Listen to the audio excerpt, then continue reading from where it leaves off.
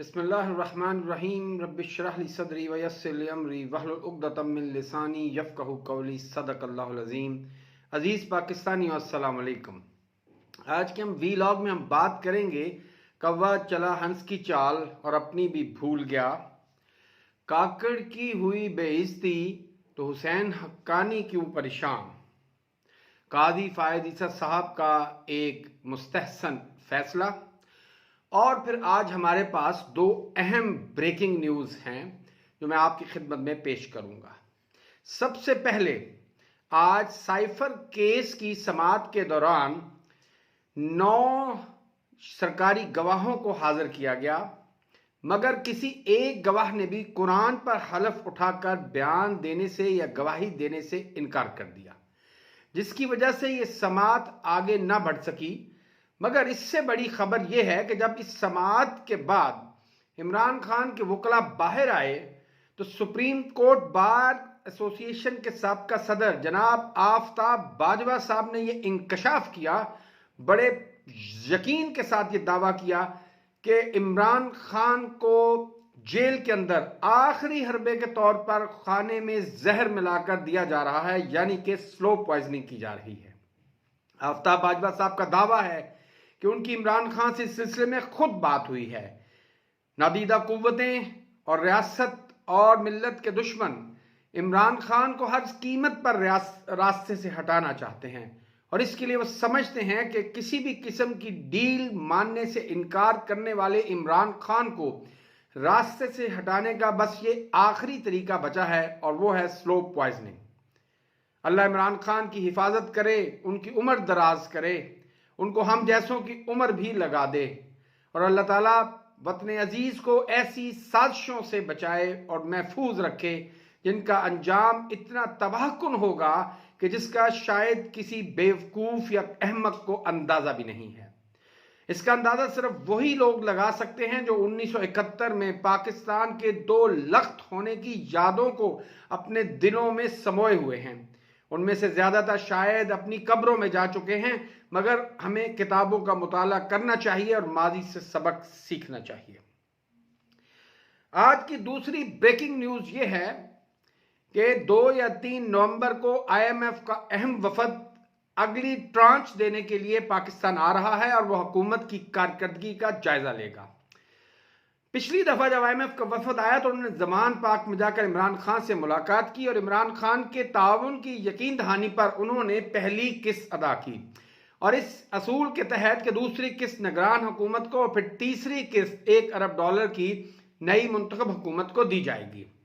इस सिलसिले में जाहिर है कि IMF वाले आकर इंतखाबी शेड्यूल मांगेंगे। उनको चक्कर देने के लिए निगरान हुकूमत ने यह मंसूबा बनाया है इलेक्शन कमीशन की मिली भगत के साथ कि इंतखाबात का एक जाली शेड्यूल तैयार किया जाए और उसको अखबारात और चैनल के जरिए मुश्तहर कर दिया जाए और जब IMF वाले आए तो उनको वही शेड्यूल पेश कर दिया जाए ताकि उनसे दूसरी किस्त वसूल की जा सके। ये इतना अहम क्यों है? ये इतना अहम इसलिए है कि आने वाले दिनों में महंगाई का एक नया तूफान आने वाला है, पेट्रोलियम मसनूआत की कीमतों में इजाफा होने वाला है और साथ ही साथ अहम खबर यह है कि सऊदी अरेबिया से $1 अरब मांगे गए थे, जो कि उन्होंने वाज़े तौर पे इनकार कर दिया है कि हम आपको जब तक आप अपना हाउस इन ऑर्डर नहीं करेंगे हम पाकिस्तान को मजीद किसी किस्म का कर्ज या सहूलत नहीं देंगे। अनवारुल्लाह काकड़ का लम्स गए, न जाने किस दुश्मन ने उसको यह मशवरा दिया।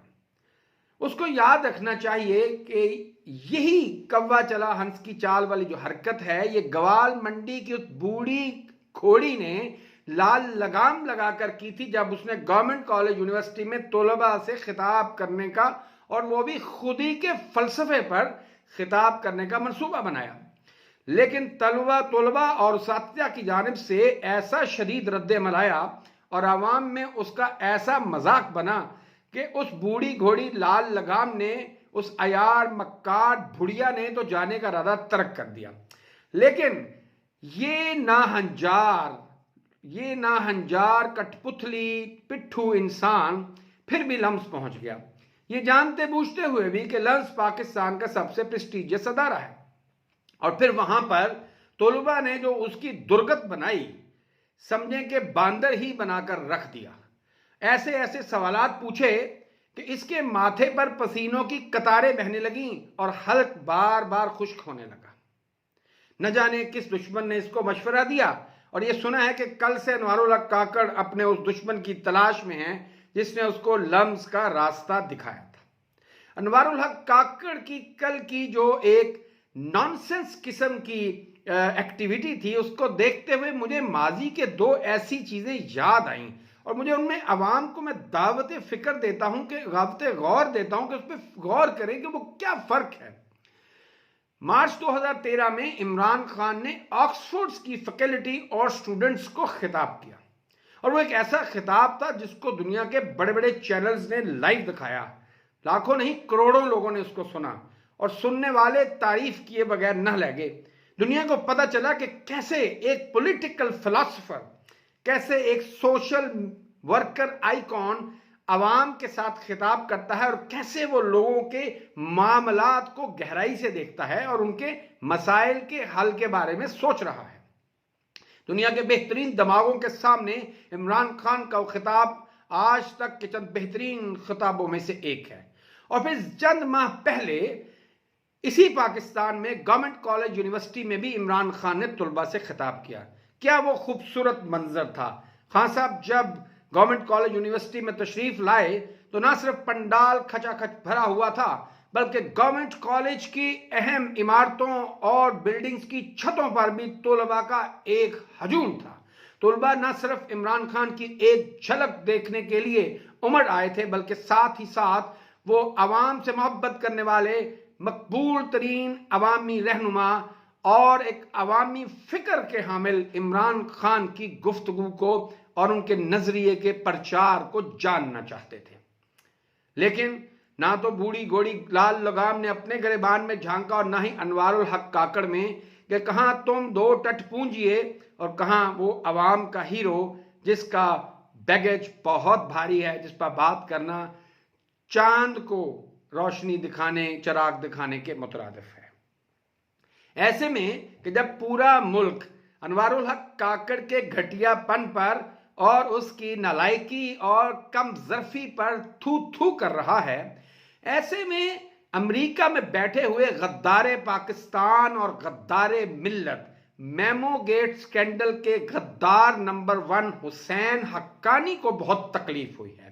उसने कहा है पाकिस्तानियों को ये पता ही नहीं है, और ये बड़े बड़े यूनिवर्सिटियों में पढ़ने वाले जो पाकिस्तानी तुलबा हैं, ये बड़े नंबर तो लेते हैं, बड़े काबिल हैं, लेकिन इनके पास जहानत नहीं है।